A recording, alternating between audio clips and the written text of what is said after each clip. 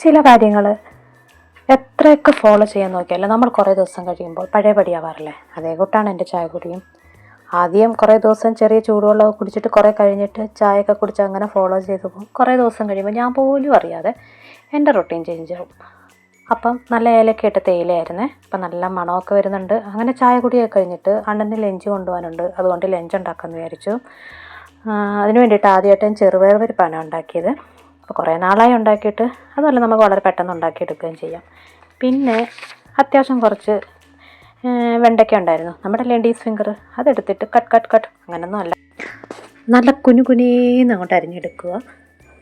പിന്നെ ഉള്ളി അത് കണക്ക് തന്നെ നല്ല കുനുകുനേ അരിഞ്ഞെടുത്തിട്ട് കടുക് പൊട്ടിച്ചിട്ട് നന്നായിട്ടൊന്ന് വഴറ്റി ഒന്ന് വെന്ത് വരുമ്പോഴേക്കും നമുക്ക് തേങ്ങ പുരട്ടിയെടുക്കാവേ. അപ്പം അത് റെഡി ആയിട്ടുണ്ട്. മീനില്ലാത്തത് കൊണ്ട് തന്നെ ഇനി അത് വെച്ചിട്ട് എന്താ ഉണ്ടാക്കുമെന്നുള്ള ടെൻഷനൊന്നും വേണ്ടി വന്നില്ല. നല്ല ഉള്ളിയും പച്ചമുളകും അരിഞ്ഞിട്ടിട്ട് നല്ലൊരു ഓംലേറ്റ് ഉണ്ടാക്കി. അപ്പോൾ അത്രയേ ഉള്ളൂ friends. Thank you for watching.